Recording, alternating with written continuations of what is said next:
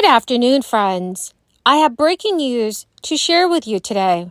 Top economists are now saying that the worst inflation may be behind us, but a recession is still possible. Residents in this one state will not qualify for as much as $1,500 in relief. And this is thanks to new legislation that will cut taxes by more than $300 million. My dear friends, please make sure that you watch until the end of this video. Also, every Friday, I will be announcing several winners for the Walmart gift card giveaway. If you would like to enter these weekly giveaway, friends, please click and like several of my videos and then comment below the keyword of each video that you watch.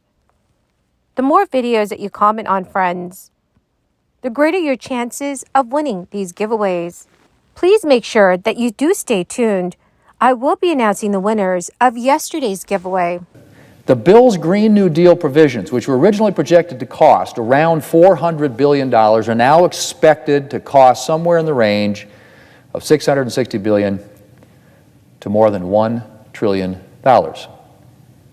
If Democrats' deficit reduction claims for this bill were shaky before, they are really shaky now. It's not hard to imagine that the steep increase in the bill's costs could mean that it ends up adding to the deficit instead of reducing it. And now it's emerged that some of the biggest beneficiaries of the bill's green energy subsidies are not American companies, but foreign companies.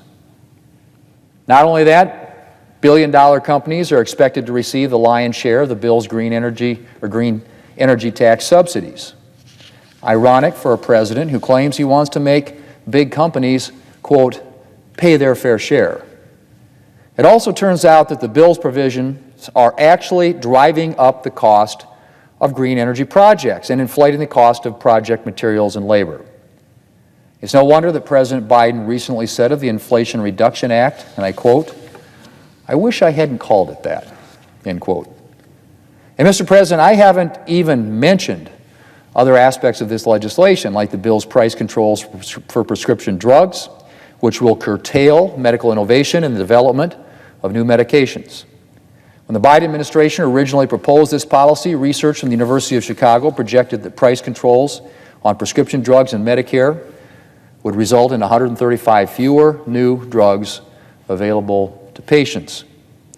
Now we're seeing those projections come to fruition as multiple drug companies have indicated that they are halting research into new treatments for cancer and other diseases as a result of the Inflation Reduction Act. Mr. President, President Biden has been spending a lot of time recently talking about his economic philosophy, or lack thereof, which he's taken to calling Bidenomics. According to the White House, it's a philosophy based on, and I quote, growing the economy from the middle out and the bottom up, while also spending responsibly, end quote. It's a nice-sounding vision, Mr. President, but it has little to do with the economic reality in the Biden administration.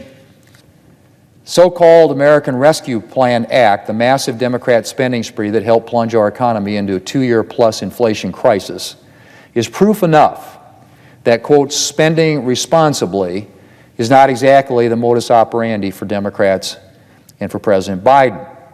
And as for, quote, growing the economy from the middle out and the bottom up, well, if the president really thinks he's doing that, I have a nice piece of oceanfront property in South Dakota to sell him. In fact, Mr. President, it's lower and middle-income Americans who have suffered the most in the Biden economy. Prices have increased by more than 16% since the president took office, by more than 20% for groceries. And inflation is costing the average household more than $900 per month. Idaho has a property tax reduction that could see residents qualify for $1,500 in savings next year. The Idaho legislature will be cutting property taxes by more than $300 million. The property tax reduction program is available for Idaho residents and homeowners and could potentially reduce property taxes by $250 to $1,500. To qualify, residents must have a total 2023 income of $37,000 or less after deducting medical expenses. Specifically under the program, Idaho is targeting certain pockets of the population to help with their property taxes. This includes those aged 65 or older, as well as people who are blind, widowed, or disabled. To earn the reduction, you must apply between January 1st and April 15th of next year. If the application is approved, it will show up on your December 2024 property tax bill. At this time last year, sky-high inflation was barely budging, leaving the Federal Reserve with no choice but to continue hiking interest rates. The risk of a recession has been elevated since the Fed began its tightening cycle in March 2022. He said that there's little basis for thinking that the economy is in a recession now. But Powell noted that even when the economy seems as though it has never been in better shape, there is always a possibility of a recession in the next year. That's because unforeseen economic shocks can arise at any point, barring future unexpected events.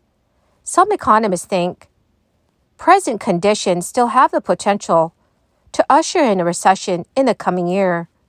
One metric experts has been keeping close tabs is employment in the private services sector, excluding health and education. The remaining sectors within private services are more cyclical. This means they're more vulnerable to economic downturns. So studying movements in that sector gives experts a better sense of the state of our economy. In November 2022, monthly hiring in the private services sector, excluding health and education, equaled 92,000.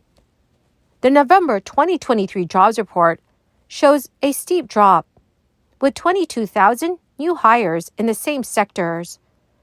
Overall job growth has been solid over the past year, which has helped keep the unemployment rate below 4%. Many are not convinced that will carry over into the new year. They think there's a 65% chance of a mild recession in 2024 and predicts the unemployment rate will rise to 5% by the third quarter.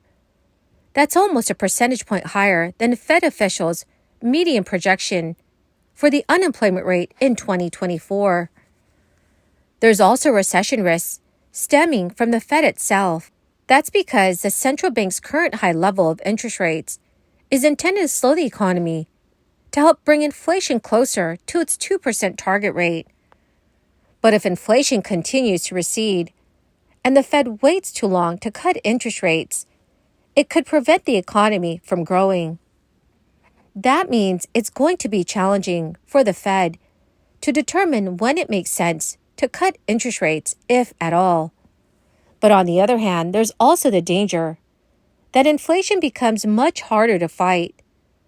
One top economist told CNN News, if the Fed wants everyone to believe it's committed to getting inflation down to 2%, it will have to engineer a slowdown.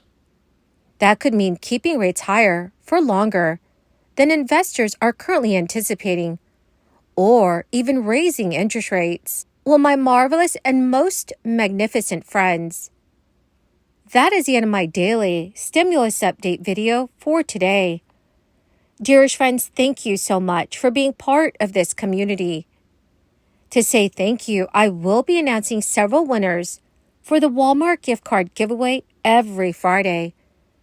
If you would like to enter these weekly giveaway, friends, please click and like several of my videos and then comment below the keyword of each video that you watch. The more videos that you comment on, friends, the greater your chances of winning these giveaways. The winners of yesterday's giveaway is Benny McKnight and Yellow Rose 1 Swifty. Congratulations, my dearest friends. To claim your gift cards, please check your notifications page and send me a message. Or, dear friends, you could message me on my Facebook page.